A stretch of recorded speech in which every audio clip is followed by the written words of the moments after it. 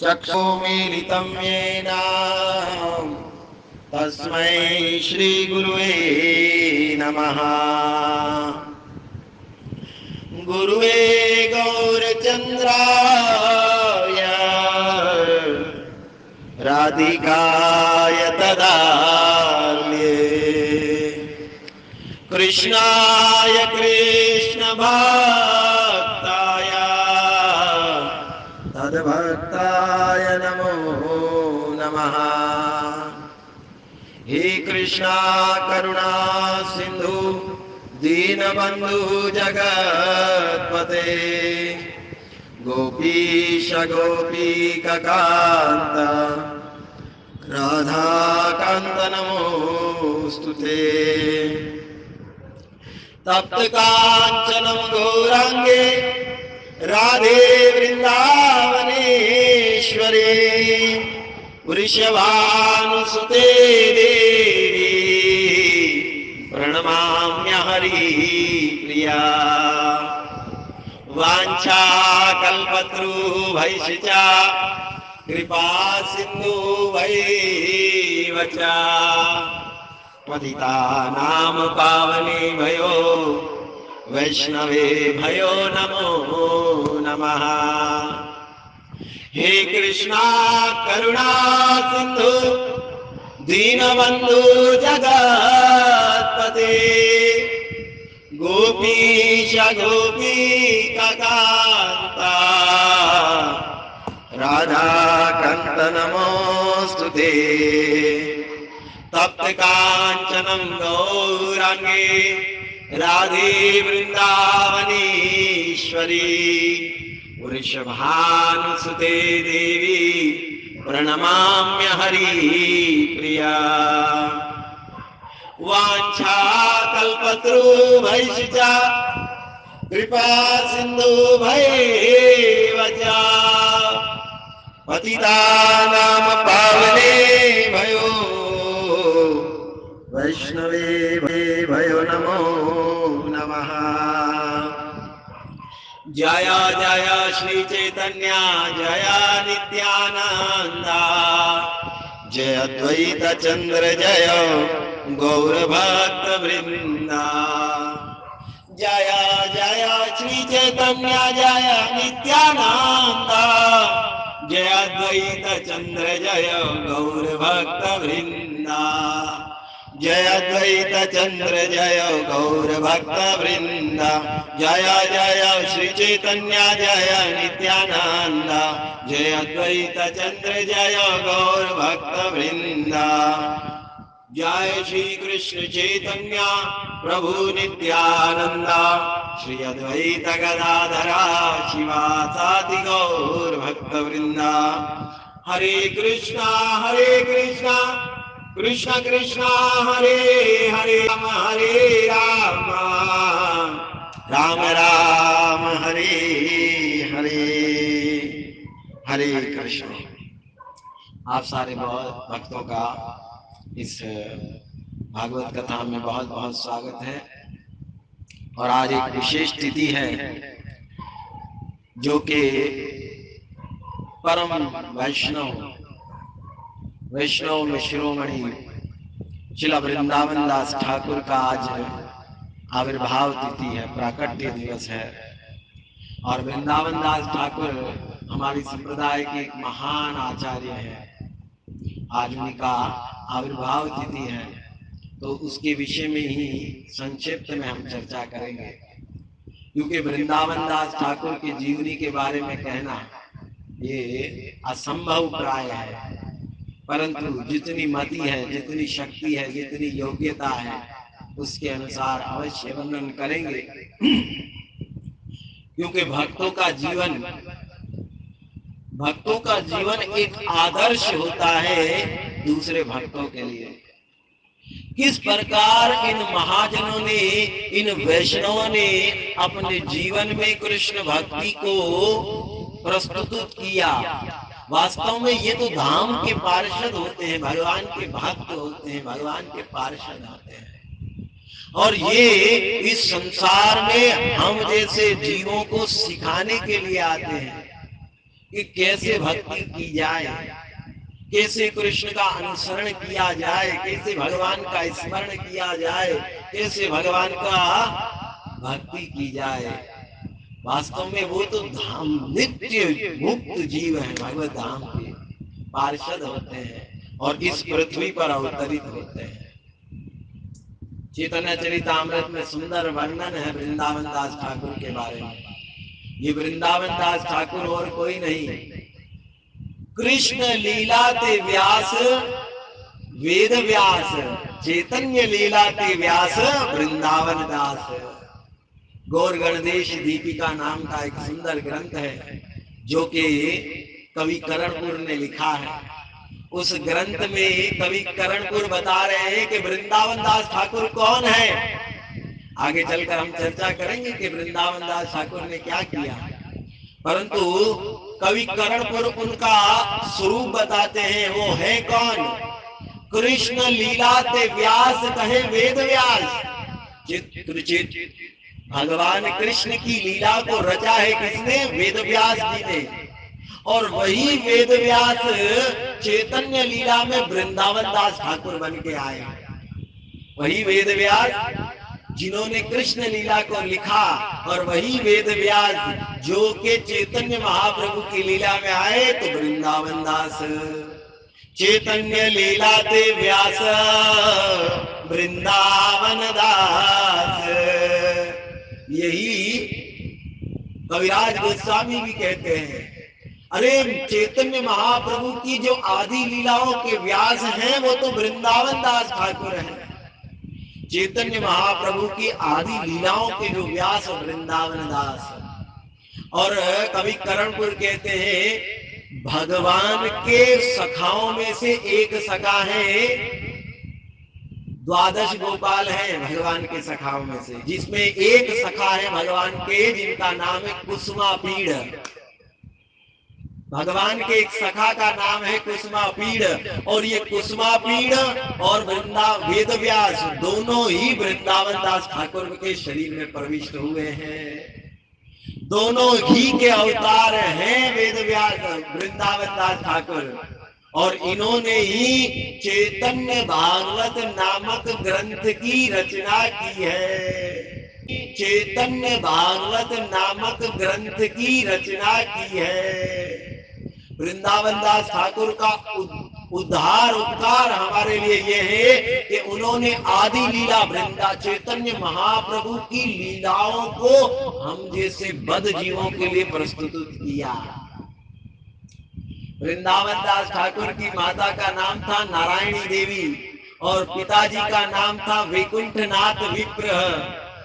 ये वैकुंठनाथ विप्र के नाम से इतने नहीं प्रसिद्ध है जितने के नारायणी देवी के नाम से। वृंदावन दास ठाकुर की माता का नाम था नारायणी देवी, और ये नारायणी देवी श्रीवास आंगन में चैतन्य महाप्रभु की कृपा पात्र हैं।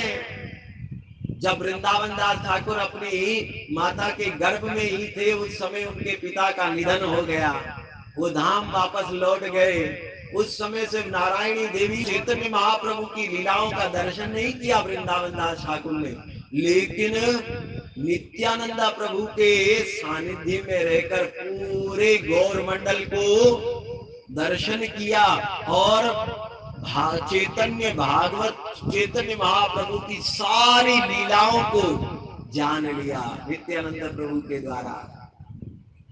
नारायणी देवी को भी चैतन्य महाप्रभु की कृपा प्राप्त हुई। एक समय की बात है, नारायणी देवी 4 या 5 वर्ष की बालिका थी और श्रीवास आंगन में रहती थी। उस समय महाप्रभु कीर्तन करते थे, बड़ा नित्य नवदीप में चारों ओर महाप्रभु के कीर्तन की गूंज थी, क्योंकि श्रीवास आंगन में कीर्तन हुआ करता था। चैतन्य महाप्रभु घंटों घंटों श्रीवास आंगन को दरवाजे बंद करके वहां पर कीर्तन किया करते थे। उस समय हुसैन शाह ने कह दिया, जाओ श्रीवास को गिरफ्तार कर लो। क्यों? क्योंकि उसके आंगन में ही यह नाम होता है, वहां पर ही संकीर्तन होता है। तो श्रीवास ठाकुर बहुत डर गए, अरे आज मुझे गिरफ्तार करने आ जाएंगे। श्रीवास ठाकुर गए और नरसिंह भगवान के पास बैठ गए और प्रार्थना करने लगे, हे नरसिंहा जय नरसिंहा, प्रहलादीच्छा जया पद्मा। भगवान नरसिंह की प्रार्थना करने लगे और प्रार्थना करके भगवान नरसिंह देव से कहने लगे कि प्रभु इस संकट को दूर करो, राजा के सैनिक आएंगे, मुझे गिरफ्तार कर लेंगे। इतने में चैतन्य महाप्रभु कहीं बाहर थे और बाहर थे उस समय महाप्रभु को किसी भक्तों ने देखा और कहा, अरे देखो देखो, आज तो महाप्रभु ऐसे लग रहे हैं जैसे ग्वालिशाह ने कहा है कि इनको गिरफ्तार, श्रीवास को गिरफ्तार किया जाएगा। तो जब महाप्रभु ने सुना कि मैं ग्वाला हूं, महाप्रभु को स्मरण आ गया, अरे हाँ मैं वो हूं, मैं वो हूं, मैं वो हूं, अर्थात मैं कृष्ण हूं। वैसे यदि कोई महाप्रभु को कहता आप भगवान हो, महाप्रभु कान बंद कर लेते, विष्णु विष्णु विष्णु, जीव को भगवान मत बनाओ, ऐसा कहते थे। लेकिन कभी कभी महाप्रभु अपने भाव में प्रस्तुत होते थे। आज महाप्रभु के हाथों में छड़ी थी और ग्वाले की तरह लग रहे थे। भक्तों ने कह दिया तो महाप्रभु ने अरे याद आ कि मैं वो हूं, मैं वो हूं, कृष्ण हूं, कृष्ण हूं, कृष्ण हूं। और इसी भाव में गए हैं श्रीवास आंगन में और दरवाजा बंद था। महाप्रभु ने धड़ाम से दरवाजा खोला और देखा श्रीवास क्या कर रहे हैं। श्रीवास बैठे नरसिंह देव भगवान के चरणों में और प्रणाम कर रहे हैं। श्रीवास बैठे नरसिंह देव भगवान के चरणों में और प्रणाम कर रहे हैं और प्रार्थना कर रहे हैं, प्रभु बचाइए। चैतन्य महाप्रभु ने कहा, श्रीवास तुम जानते हो मैं कौन हूं? अरे मैं ही हूं, जिसकी तुम प्रार्थना कर रहे हो वो मैं ही हूं, ब्रजेंद्र नंदना। श्रीवास ठाकुर ने देखा और महाप्रभु को भाव में देखकर श्रीवास ठाकुर अचंभित हो गए। तब चैतन्य महाप्रभु ने कहा, श्रीवास क्यों डरते हो? कहीं राजा के सैनिक आ गए तुम्हें गिरफ्तार ना कर ले इस कारण से। परंतु याद रखो श्रीवास, कोई भी आ जाए वो तुम्हें गिरफ्तार नहीं कर सकते। क्यों? क्योंकि मैं ही सबों के हृदय में विराजमान हूं। तुम जानते हो मैं सबों के हृदय में बैठा हूं। गीता में भगवान कहते हैं, समोहम सर्वभूतेषु न मे द्वेषो अस्ति न प्रिया प्रिया। मैं सबों के हृदयों में समान रूप से बैठा हूं। अगर राजा तुम्हें गिरफ्तार करने भी आएगा तो मैं उसके हृदय में बैठा हूं, उसके मन से उसकी मति को घुमा दूंगा। इसलिए चिंता मत करो, चिंता मत करो, राजा तुम्हें गिरफ्तार नहीं करेगा। चैतन्य महाप्रभु ने श्रीवास के मुख को देखा तो लगा, श्रीवास तुम्हें विश्वास नहीं है तो चिंता मत करो। यदि राजा तुम्हें गिरफ्तार करने को आएगा तो मैं राजा से कहूंगा, हे राजा, क्या तुम्हारे धार्मिक ग्रंथों में इतनी शक्ति है कि तुम इन पशुओं को अपने धार्मिक सिद्धांत सुना करके रुला सकते हो? तुम अपने धार्मिक ग्रंथ पशुओं को सुनाकर रुला सकते हो? तब राजा कहेगा नहीं, लेकिन मैं अपने शक्ति के द्वारा, अपने नाम के द्वारा इन पशुओं तक को भी कृष्ण प्रेम में रुला सकता हूं। चैतन्य श्रीवास ने देखा और देखते ही रहे। महाप्रभु ने कहा, श्रीवास तुम्हें विश्वास नहीं होता तो वो देखो नारायणी खड़ी है। उस समय नारायणी देवी की उम्र 4 या 5 वर्ष की थी और महाप्रभु ने बुलाया, नारायणी इधर आओ। नारायणी आई और महाप्रभु को प्रणाम किया। उस समय चैतन्य महाप्रभु ने कहा, नारायणी कहो कृष्ण और रुदन करो। नारायणी देवी ने महाप्रभु की बात सुना और महाप्रभु ने कहा, नारायणी कहो कृष्ण और रो। उस समय जैसे ही नारायणी देवी ने कृष्ण कृष्ण कृष्ण कहा और रुदन करने लगी, अष्ट सात्विक विकार प्रकट हो गए। नारायणी देवी चीखने लगी, चिल्लाने लगी, हा कृष्ण कहकर रोने लगी, रुदन करने लगी और रुदन करते करते धड़ाम से मूर्छित होकर गिर पड़ी। और इतने अष्ट सात्विक विकार केवल महाप्रभु के कथनानुसार नारायणी देवी को महाप्रभु की कृपा प्राप्त हुई और इसी नारायणी देवी के गर्भ में वृंदावन दास ठाकुर का जन्म हुआ। इसी नारायणी देवी के गर्भ में वृंदावन दास ठाकुर का जन्म हुआ, क्योंकि महाप्रभु का उच्चिष्ट भाजन है। ये नारायणी देवी है कौन? अरे वृंदावन में भगवान श्री कृष्ण की लीलाएं होती है ना, वहां पर भगवान की माँ है जिनका नाम है यशोदा। आप जानते हो ना, भगवान कृष्ण की माता का नाम है यशोदा, वो तो उनकी मूल माँ है। लेकिन वृंदावन में ऐसी बहुत सारी महिलाएं हैं जो के कृष्ण की धात्री बनती है, अर्थात दाई बनती है। जैसे यशोदा मैया चली जाए तो वो धात्री आकर कृष्ण को संभालती है, जैसे यशोदा मैया चली जाए तो वो धात्री आकर कृष्ण को संभालती है। और वो धात्री कृष्ण को संभालती है, कभी कृष्ण को दूध भी पिलाती है, कभी कृष्ण को खिलाती है, कभी कृष्ण को अलग अलग उपायों से कृष्ण को खिलाती हैं।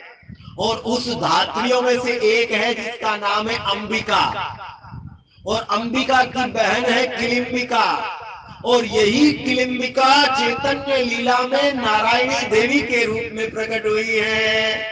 ये गौर गणदेश दीपिका में कवि करणपुर कहते हैं, कवि करणपुर ने कहा है कि अंबिका की बहन है किलिम्बिका। ये किलिम्बिका धात्री है कृष्ण के गोलोक धाम में, अर्थात कृष्ण की धात्री है, यशोदा के बाद कृष्ण की सेवा करती हैं ये धात्री। और वही किलिम्बिका आज नारायणी देवी के रूप में श्रीवास आंगन में प्रकट हुई है। तो बड़ी सुंदर ये चीज वृंदावन दास ठाकुर की लीला है। तो वृंदावन दास ठाकुर की महिमा, एक वृंदावन दास ठाकुर भगवान श्री कृष्ण के शुद्ध भक्त हैं, परम भागवत हैं, और उन्हीं की महिमा, उन्हीं की प्रशंसा यदि एक भागवत के मुखारविंद से की जाए तभी उचित होगा। अर्थात कृष्णदास कविराज गोस्वामी ने सुंदर ग्रंथ लिखा है जिसका नाम है चैतन्य चरितामृत, और चैतन्य चरितामृत में वृंदावन दास ठाकुर के पूरा जीवन, पूरे ग्रंथ और उनके गुणगान किए हैं कृष्णदास कविराज गोस्वामी ने। और यही कृष्णदास कविराज गोस्वामी वृंदावन दास ठाकुर का गुणगान करते हुए कहते हैं, आदि लीला के 8वें अध्याय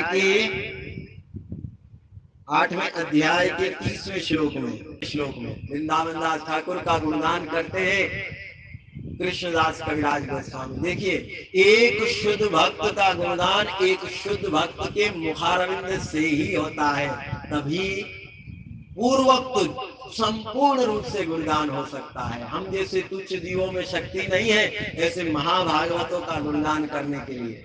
लेकिन जब चैतन्य चरितामृत जैसे ग्रंथ के रचयिता कृष्णदास कविराज गोस्वामी वृंदावन दास ठाकुर की भूरी भूरी प्रशंसा करते हैं, तो हमें ये जानना चाहिए कि वृंदावन दास ठाकुर कोई साधारण जीव नहीं है। चैतन्य महाप्रभु की लीलाओं की जानकारी आप 3 ग्रंथों में पाएंगे। पहला ग्रंथ है चैतन्य मंगल, जो कि लोचन दास ठाकुर ने लिखा है। दूसरा ग्रंथ है चैतन्य भागवत, जो कि वृंदावन दास ठाकुर ने लिखा है। तीसरा ग्रंथ है चैतन्य भागवत, जो कि वृंदावन दास ठाकुर ने लिखा है। तीसरा ग्रंथ है चैतन्य चरितामृत, जो कि कृष्णदास कविराज गोस्वामी ने लिखा है। इनमें से 2 ग्रंथ बंगला भाषा में है, एक ग्रंथ संस्कृत में है, जो कि चैतन्य मंगल रचा हुआ है। और चैतन्य भागवत के रचयिता है वृंदावन दास ठाकुर, जिनका आज आविर्भाव तिथि है।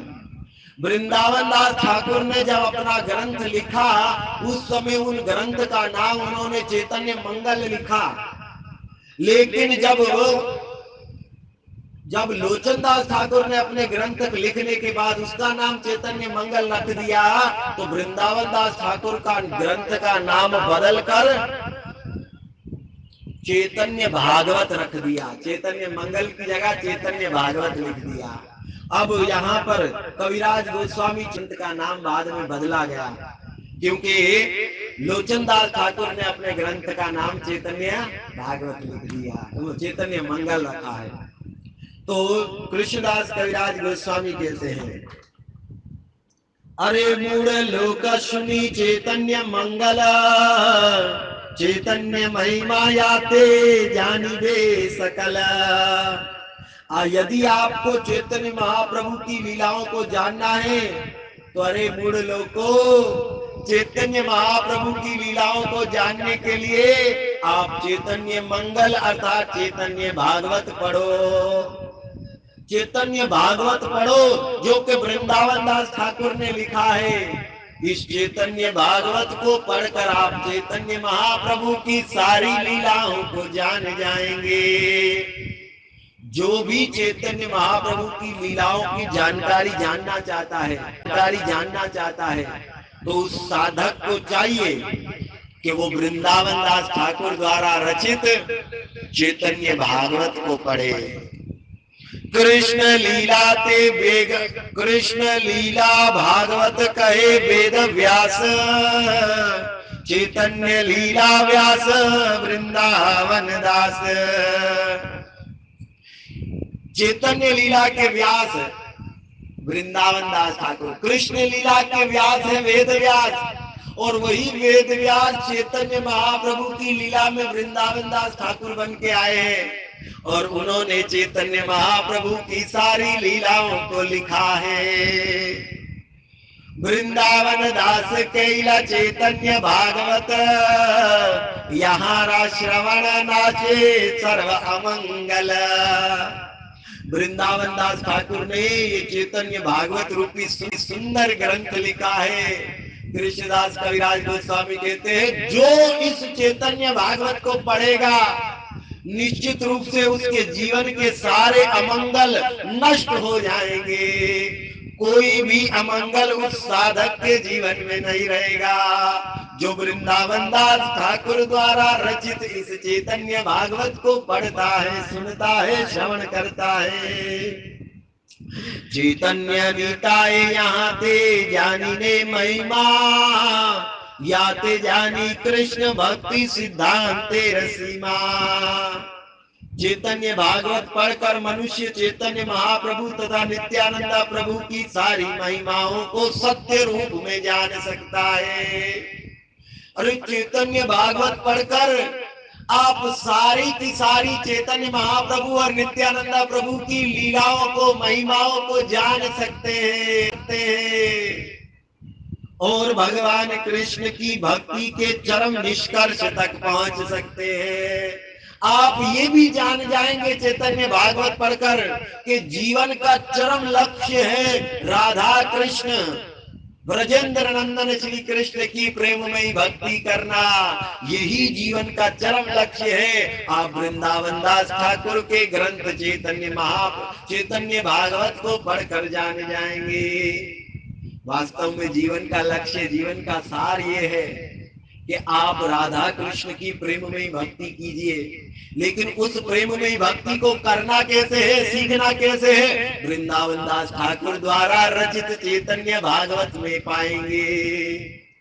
आपको पता है गीता कहाँ समाप्त होती है? गीता समाप्त होती है भगवान के इस वचन पर, सर्वधर्मान प्रत्यज्य मामेकम शरणं व्रज, अहम त्वां सर्व पापेभ्यो मोक्षयिष्यामि मा शुचा। सारे धर्मों को छोड़कर एकमात्र मेरी शरण में आ जाओ, मैं तुम्हें सारे पापों से मुक्त कर दूंगा, तुम डरो मत। ये भगवान गीता को कहते हुए, गीता को पूर्ण करते हुए भगवान ये निष्कर्ष देते हैं, आप मेरी शरण में आ जाओ। तो भागवत कहाँ शुरू होती है? इस वाक्य के बाद भागवत शुरू होती है। भगवान की शरण में जाने के बाद क्या होता है? कृष्ण लीला शुरू होती है। अभी भागवत से गीता भगवान का वाणी है और भागवत भगवान की लीला है। गीता के बाद, भागवत गीता के बाद जब हम शरणागत हो जाते हैं तब क्या करना है? भगवत लीलाओं को श्रवण करना है। और भगवत लीला भागवत में है तो चैतन्य चरितामृत क्या है? उसी भागवत में जो लीला है से समझना है, कैसे भक्ति करनी है, वो चैतन्य चरितामृत में है। लीलाओं को सुनकर भक्ति करनी है, भक्ति करे कैसे, वो चैतन्य चरितामृत में वर्णन है, वो चैतन्य भागवत में वर्णन है। अर्थात सबसे पहले गीता जो भगवान का उपदेश है, मुख से निकला, और भागवत भगवान कृष्ण की लीला है जो भगवान ने चरित्र किए हैं, और चैतन्य चरितामृत वो भक्ति है जिसके द्वारा करके हम श्री कृष्ण तक पहुंच सकते हैं। तो वृंदावन दास ठाकुर ने इस बड़े सुंदर ग्रंथ को हमें दिया है, जिसके द्वारा हम इस चैतन्य भागवत को पढ़कर बहुत सुंदर सिद्धांत तक पहुंच सकते हैं और चरम सत्य भगवान कृष्ण तक पहुंच सकते हैं। भागवतेरा यही तो भक्ति सिद्धांतेरा सारा, लिखी छे ना यहाँ जानी करिला उद्धार, लिखी छे ना यहाँ जानी करिला उद्धार। अरे वृंदावन दास ठाकुर ने चैतन्य भागवत में, भागवत श्रीमद् भागवतम में प्रमाणिक सिद्ध उदाहरण देते हुए भक्ति के निष्कर्ष का सार दिया है। चैतन्य भागवत में वृंदावन दास ठाकुर ने हम सबको भक्ति का सार कृष्ण प्रेम दिया है। चैतन्य भागवत का सार है कृष्ण प्रेम, और वही कृष्ण प्रेम वृंदावन दास ठाकुर ने अपने ग्रंथ चैतन्य भागवत में लिखा है। चैतन्य भागवत क्या है? कृष्ण प्रेम से भरा है, कृष्ण प्रेम से भरा है। और कैसे जीव को, साधक को कृष्ण प्रेम प्राप्त होगा, कैसे भक्ति करके कृष्ण प्रेम प्राप्त किया जाए, वो सारे सोपान चैतन्य भागवत में वृंदावन दास ठाकुर ने लिखे हैं। देखिए, चाहिए कृष्ण प्रेम चाहिए तो आप निश्चित रूप से वृंदावन दास ठाकुर द्वारा लिखा हुआ ग्रंथ चैतन्य भागवत पढ़िए, क्योंकि वृंदावन दास ठाकुर के ग्रंथ को पढ़ने और श्रवण से, अध्ययन से आप कृष्ण प्रेम को प्राप्त कर सकते हैं। चैतन्य मंगल सुनिया यदि पाषंडी यवन, सेहा महावैष्णव है या तितीक्षण।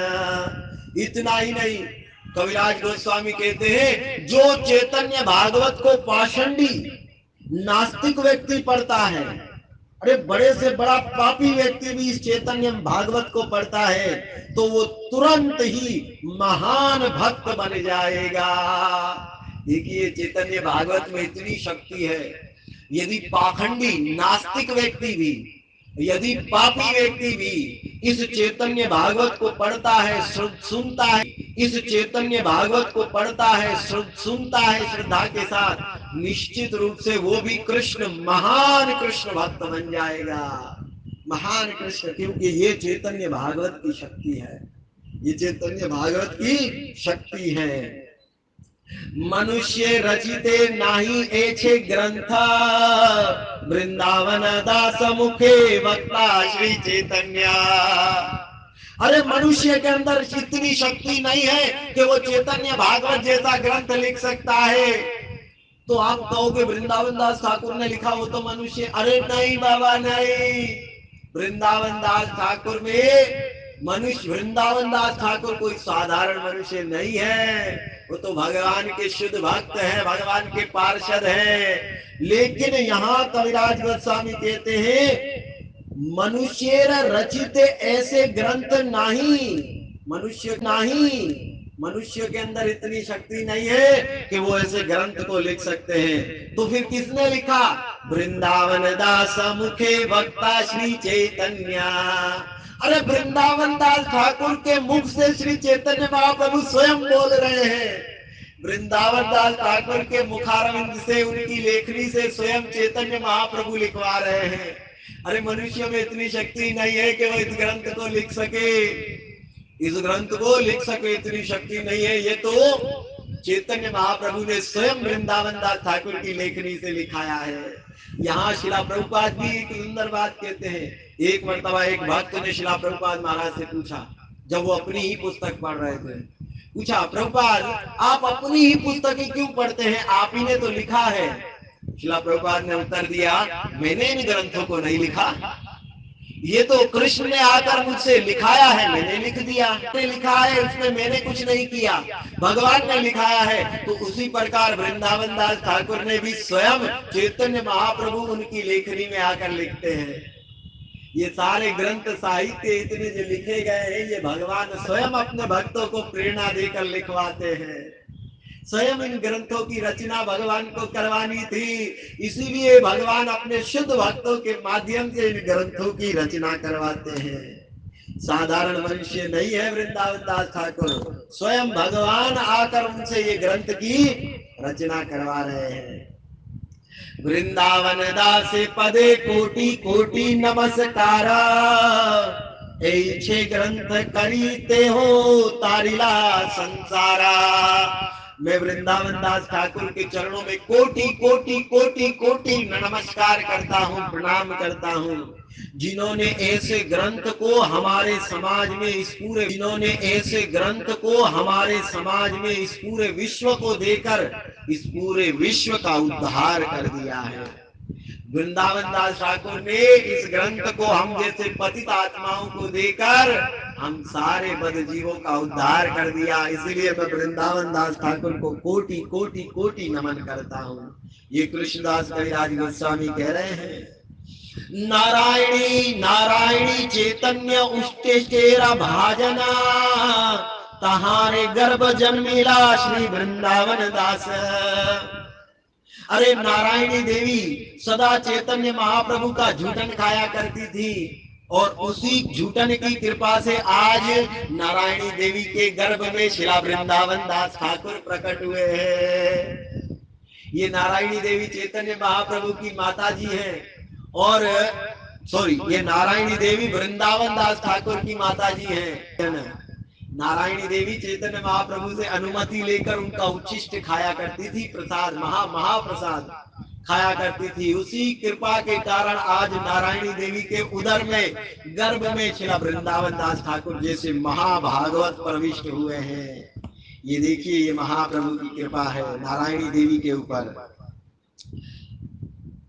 तारा के अद्भुत चैतन्य चरित वर्णना, यहाँ श्रवण शुद्ध कैला त्रिभुवन।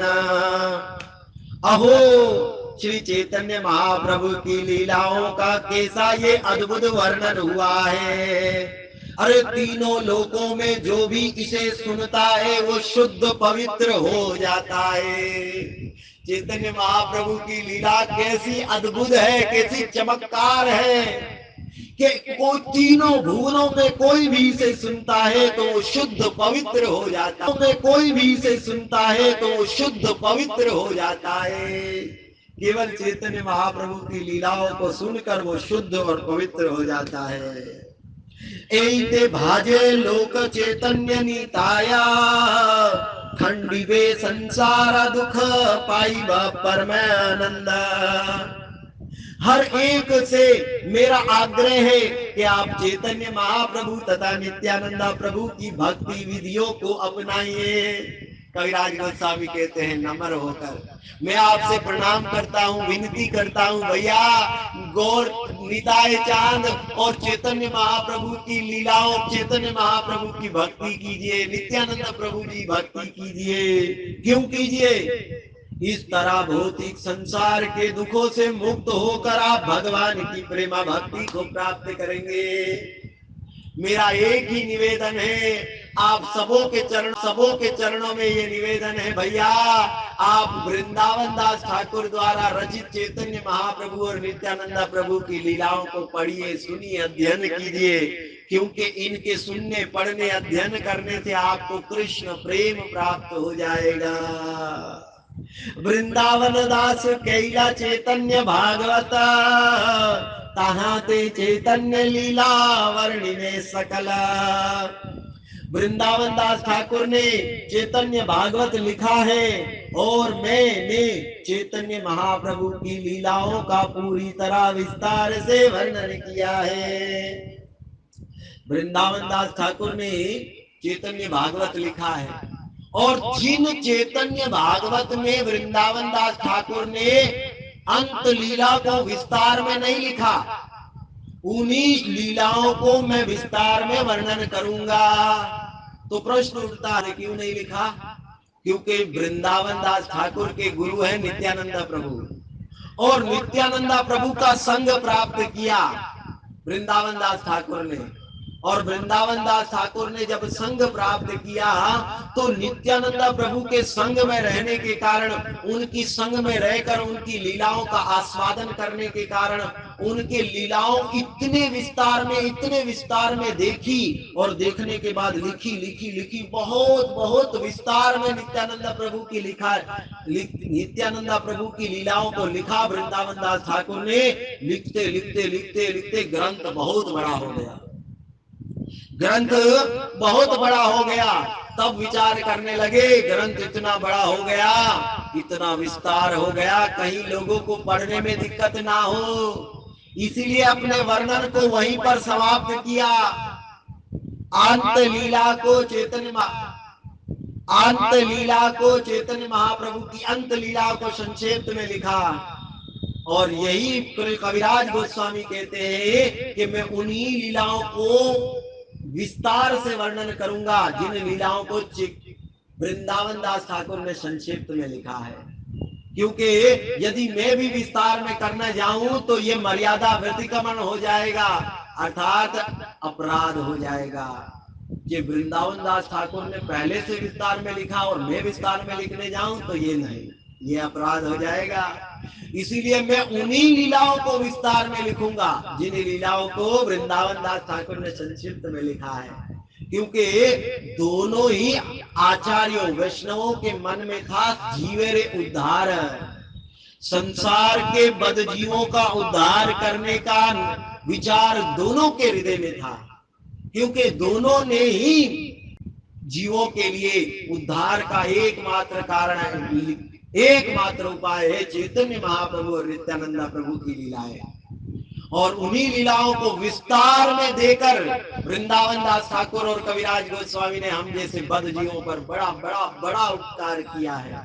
और जिन लीलाओं को पढ़कर सुनकर हम भगवत धाम कृष्ण प्रेम भक्ति की ओर उन्मुख हो सकते हैं। कविराज गोस्वामी ने तो बड़े विस्तार से कहा है, लेकिन हमारे पास तो समय का अभाव है, इसलिए हम अपनी वाणी को यही विराम देते हैं। आज श्री वृंदावन दास ठाकुर का आविर्भाव प्राकट्य दिवस है, तो वृंदावन दास ठाकुर के चरणों में कोटि कोटि कोटि नमस्कार करते हैं और उनसे आशीर्वाद मांगते हैं कि आप हमें आशीर्वाद दीजिए कि आपके हृदय में जो महाप्रभु की लीलाओं के प्रति रुचि है, प्रेम है, निष्ठा है, श्रद्धा है, उस रुचि प्रेम निष्ठा श्रद्धा का बूंद मात्र हमारे हृदय में भी प्रकट हो, ताकि हम भी गौर चंद्र और चैतन्य महाप्रभु और नित्यानंद प्रभु की लीलाओं को सुने, समझे, पढ़े और अपने जीवन में कृष्ण भक्ति को अपना सके। श्रीला वृंदावन दास ठाकुर आविर्भाव तिथि महामहोत्सव की जय। श्रीला वृंदावन